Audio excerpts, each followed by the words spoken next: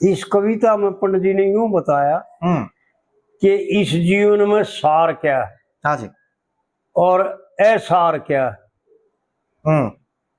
ओम भजन बिन जिंदगी व्यर्थाए गई, ना रही ना रहे किसे की सदा ना रही। सदा ना रही, हाँ जी। भाई कितने पद, कितने दसना प्रॉपर्टी, कितने संतान उत्पन्न कर ले, सारे पूरी तीनों रोखों का मालिक होने, जब भी वो शरीर तो छोड़ना पड़ेगा। हाँ जी। और भगवान के भजन बिना तो दुर्गति हो जाए। ओम भजन बिन जिंदगी व्यर्थाए गई, ना रही ना रहे किसे की सदा ना रही जी। ओम ब्रह्म निराकार की मूर्ति, और भजन बिन ज्ञान वासना में जुड़ती जी। ओम ब्रह्म निराकार की मूर्ति, और भजन बिन ज्ञान वासना में झुरती, जिनकी सुरती भजन में वो फिदा ना रही। यानी खोल के बता दिया पंडित जी ने, नहीं तो सब फिदा, सब बंधे हुए, सब मरे हुए, सब खत्म हो रहे। वो ये बताएगा जिसकी सुरती भजन में वो फिदा ना रही, ना रहे ना रही किसी की सदा ना रही। हाँ जी। और फिर दूसरी कली में बताया कि तू तो मारी तो के औकात से भाई, एक एक वचन अनमोल है जी। देख भाई, प्रत्यक्ष तक किसी ने दिखाया नहीं आज तक किसी ने, ठीक, लेकिन इशारा करके, जैसे वेद भी इशारा करके नेति नेति कह कर जाते हैं, रुक जाते हैं, पूरा वर्णन नहीं करते, ऐसा भी है ऐसा भी है न्यू कह करके, और वहां शांत हो जाते हैं। इसी प्रकार पंडित जी ने भी इशारे करके बतावन में घाट निकाली। जिनके दुनिया में हुक्म पहले थे और कदे वचन ते नहीं हले थे, और जिनके चक्कर चले थे वो अदा ना रही। क्या बात बताई है, कितने थोड़े लफ्जा में और कितनी मर्मिक बात बताई कि आंख खोल ले। जिनके संसार पूरी धरती पर हुक्म पिलाया करते, जिनके दुनिया में हुक्म पिले थे और कहे कदे वचन तो नहीं हले थे, और जिनके चक्कर चले थे वो अदा ना रही, ना रहे ना रही किसी की सदा ना रही। और फिर तीसरी कली में यूं बताया, उजड़गी गढ़ कोटे की नीम, और काल के ना वैद लगे, काल के ना लगते वैद हकीम, काल के ना लगते वैद हकीम, और राजा भीम शरीके की वो गदा ना रही। क्या बात बताई है, यानी प्रत्यक्ष दो कलियों में तो यूं बताया भाई, होगा कि ना होगा, ऐसा किसी के चक्कर चले कि ना चले। वैसे तो लेख लेख में आ रहे हैं, चक्रवर्ती राजा 6 चकुए हुए हमारे भारतवर्ष में, और वो पूरे भारतवर्ष के हिंदू राजा हुए, अक्षत्रिय, और पूरी पृथ्वी का शासन किया उन्होंने, वह बिना रहे। लेकिन फिर भी खोल के बताया कि राजा भीम शरीके की गदा, वो गदा ना रही। और फिर चौथी कली में यूं बतावा है, लक्ष्मी चंद वेद का लेख, और सृष्टि ने ज्ञान ध्यान से देख। कह लक्ष्मी चंद वेद का लेख, और सृष्टि को ज्ञान ध्यान से देख। और जिनकी गई लाग रेख में मेख, वो जुदा ना रहे। यानी उपसंहार में यूं बता दिया कि केवल परमात्मा से मिलने के लिए तो यो मनुष्य शरीर मिला जी। और जितने भी भोग हैं और जितना सोना जागना चलना फिरना खाना पीना बातें करना सब कुछ है जो सुना सब यूनियों में प्राप्त है। कोई यूनि खाली नहीं, चिट्ठी से लेकर के और हथी पर्यंत जी। सबको भोग भोगने के लिए खाने पीने के लिए सब कुछ मिलता है। लेकिन एक ये मनुष्य यूनि केवल उद्धार के लिए। जी।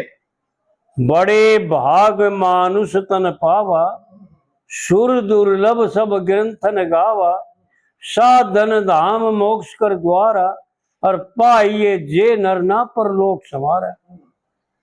ये मनुष्य शरीर केवल अपने कल्याण के लिए मिलता है। 83,90,999 यूनियों में दुखी होकर के तड़प करके और बहुत जो है ना बहुत हर तरह से जो है ना दुखी होकर के और या तो इनको भोग करके या परमात्मा की परम दया से या किसी महात्मा की परम दया से या ब्राह्मणों की परम दया से। एक बात ये आ जाएगी बीच में, यो कविता तो पूरी होगी पंडित जी की। एक 8 चीजें ध्यान रखें भाई, इस जीव के पापों का नाश करने के लिए जो पीछे पाप बन गए। एक तो यह बात ध्यान में रखें कि कई जगह भगवान शंकर से पार्वती ने प्रश्न किया कि हे महादेव यूं बताओ कि ये गंगा मैया पापनाशिनी है। तो भगवान शंकर बोले हाँ, इसमें कोई दो राय नहीं, सिर्फ पापों का नाश करती है। तो पार्वती ने प्रश्न किया महाराज फिर तो ये संसार के जीव जो है ना पाप करेंगे गंगा में गोता मार देंगे, पाप रहे कौन है। तो भगवान शंकर बोले भाई बात तो तेरी ठीक है, लेकिन तू एक बात आजमाइश करके देख, तेरे को एक दिखाता हूं कि नहा कर भी नहीं नहाते। हाँ। नहा कर भी उनके मन का मैल नहीं जाता और निर्मल मन नहीं होता। और रामायण में एक चौपाई आती है, निर्मल मन जन सोई मोई पावा और कपट छल छिद्र मोय नहीं भावा। तो भगवान शंकर कहते पार्वती तो एक अजमाइश करके देख, आड़े रास्ते में मैं कोडी बन के बैठता हूं और तू मेरे घरवाली बन के बैठ जा बुढ़िया, और जितने भी आड़े गंगा नहा करके आओ उनसे सबसे पूछिए भाई मन नहीं सुना ब्राह्मणा दो रहा है कि भाई गंगा स्नान करने से पापों का नाश हो जाता है। तो सब कहेंगे हाँ। तो तू यूं कहिए भाई यो मेरा पति जो है ना कोडी हो रहा है, कोड लाग रहा है इसके, और भाई महात्माओं ने ब्राह्मणों ने यूं बता रखा भाई जो गंगा स्नान करके इसके ऊपर का हाथ फेर देगा तो इसका कोड दूर हो जाएगा। भाई तू गंगा स्नान करके आया है, तू इस पर का हाथ फेर दे, मेरे पति का कोड दूर हो जाएगा, भाई हम भी सुखी हो जाएंगे। फिर तेन बेरा लगा भाई नाक कौन आवे। पार्वती ने ऐसा ही किया, जो नाक आवे उसने एक ने भी ना जान दे। सब आगे नहीं पूछा भाई गंगा जी ने स्नान करके आयो। हाँ भाई मैंने नहीं सुना गंगा जी स्नान करने से पापों का नाश हो जाता है। बिल्कुल ये तुमने ठीक सुना, कोई पाप नहीं रहता। तो भाई ने क्या करे, मेरे पति का कोड लाग रहा है, भाई तेरी जरा सी लग गई, मेरे पति का कोड दूर हो जाएगा, तू इस पर हाथ फेर दे। मुंह फेर के चार पड़े। जब हजारा डालिए लाखों डालिए, जब भगवान शंकर बोले पार्वती देखा ईब तक तो लाखों में कोई स्नान करके आया नहीं है, देख ले और 1 घंटा बैठ कर देख ले।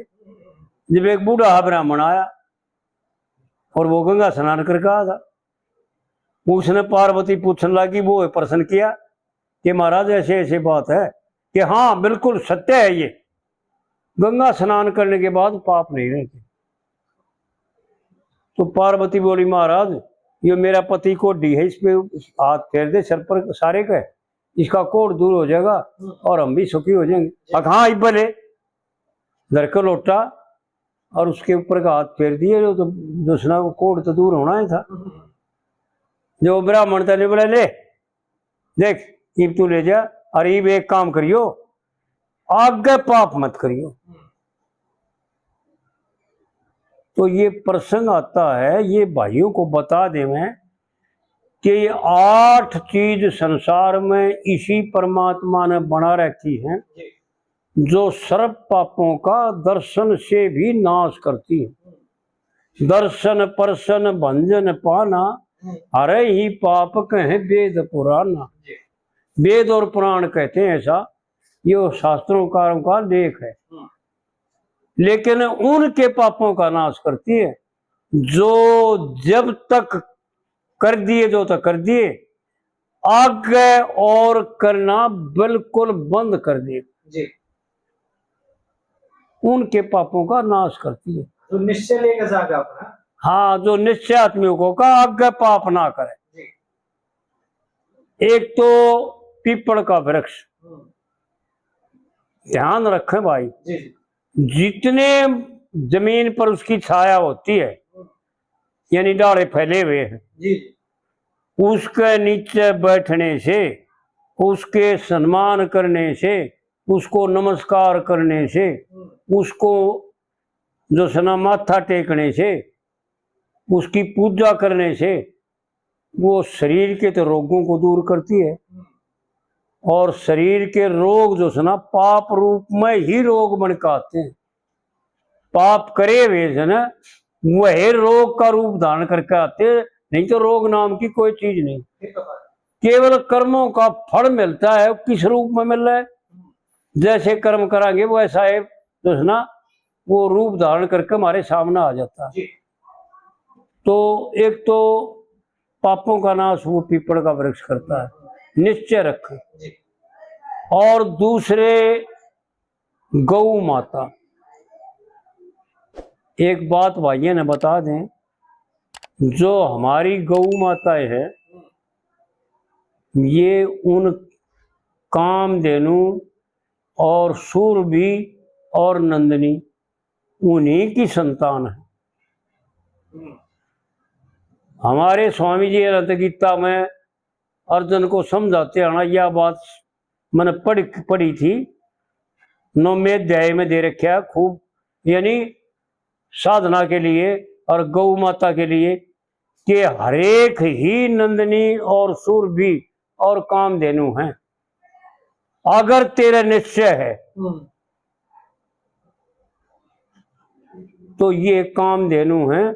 गऊ की सेवा करना, गऊ को नमस्कार करना, और गऊ के जो है ना चरण छूना, और गऊ की हर तरह से जो है ना जैसे अपने बन पावे सेवा करे, ये पापों को हरती है। और तीसरे नंबर पे है गंगा मैया, जो गंगा को, क्योंकि भगवान के चरणों से तो निकली और भगवान शिव को स्पर्श करके इस पृथ्वी पर आई, पूरे अंग में भगवान के पूरे अंग को जो है ना स्पर्श करके जो है ना इस पृथ्वी पर बहकाई। तो ये सब भाई मान ले में कि भगवान के चरणों में नमस्कार करने से पापों का नाश होता है। तो गंगा भगवान के चरणों से निकली और भगवान शिव के मस्तक पर जो है ना जल चढ़ाओ, पत्थर चढ़ाओ, यानी चरणों में नमस्कार करो, पापों का नाश होता है। तो यह गंगा मैया भगवान के स्पर्श करके आ रही है। तो ये निश्चय कर लें कि ये पापों का नाश करती है। और चौथे नंबर पर ब्राह्मण, ये सत मानिए, मुझे कोई दिलचस्पी नहीं है, सिर्फ इसलिए बता रहा हूं कि मन ने जितना जजमेंट किया है, मन ने जितना प्राप्त किया है, चाहे वह मैं कुछ जानता हूं कि ना जानता हूं, एक तो ये, और एक जितना साधन करता हूं वो साधन परमात्मा प्राप्ति का, वो मन ने उन ब्राह्मणों को नमस्कार करके ही पाया। लेकिन उन ब्राह्मणों से पाया जो ब्राह्मण अग्निहोत्री, जो ब्राह्मण शास्त्रों का अध्ययन करते। जी। कल त्रिपाठी का लड़का आ गया, एक छोटे वाला, उसके 2 लड़के हो रहे हैं और वो सीए है प्राइवेट, बहुत पैसा कमाता है। उसके घर वाले भी सीए है, वह गवर्नमेंट की नो सर्विस पे है।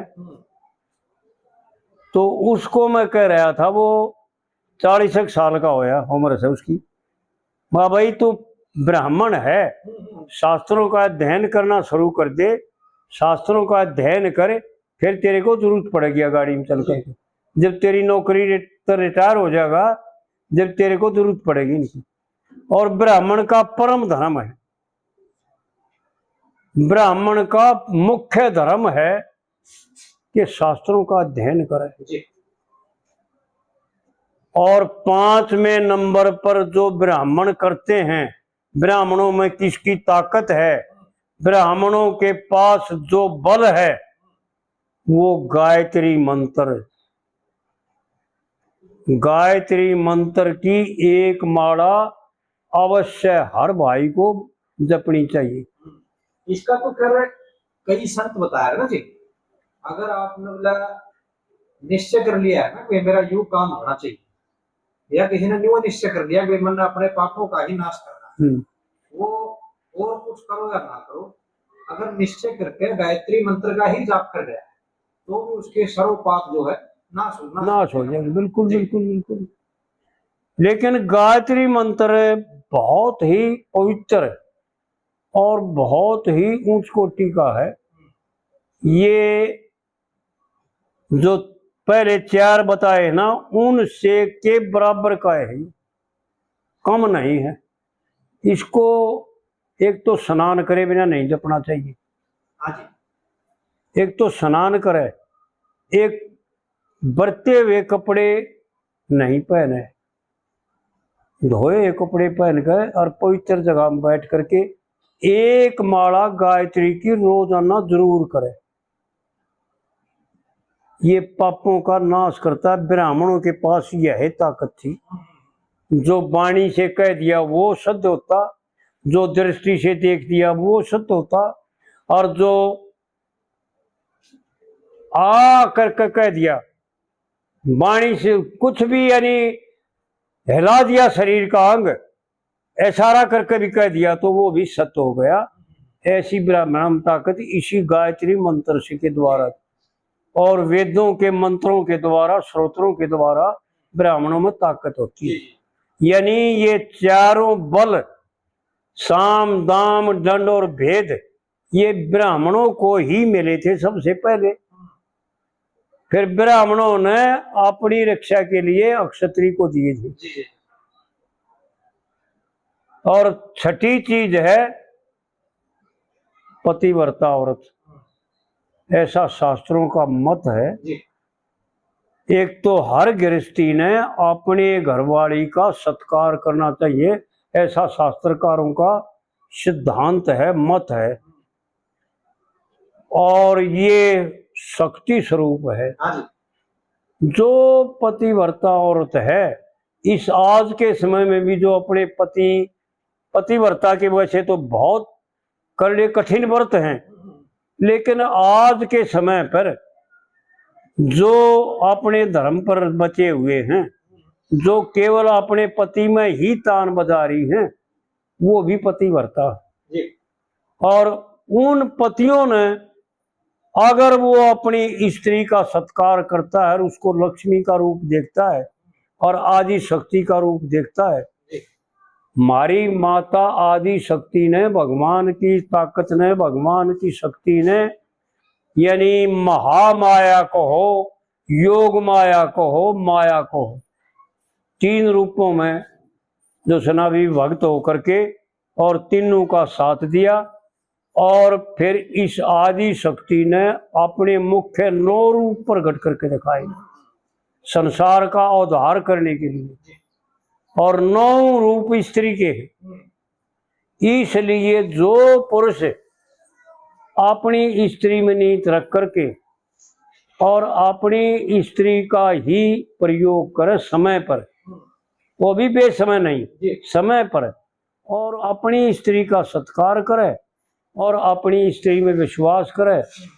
अगर उसको लक्ष्मी का रूप देखेगा तो लक्ष्मी है, जी और दुर्गा का रूप देखेगा तो दुर्गा है।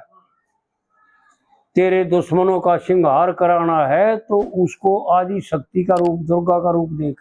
जी और धन संपत्ति चाहिए तो लक्ष्मी का रूप देख। यानी माता ने अपने 9 रूप मुख्य इसलिए दिखाए हैं जी कि जो तन 9 इच्छाओं को पूर्ण करने के लिए, तेरी 9 इच्छा, 9 निधि और 8 सिद्धि, 9 निधि जो है ना तेरे पास आ जाएंगी और तू सब क्या है का मालिक हो जाएगा। और 7वां है संत, सत्य को धारण करने वाला, नहीं संत महात्मा। लेकिन एक बात बता दूं भैया ने, भाई महात्मा संसार से विरक्त हो रहा हो, हाँ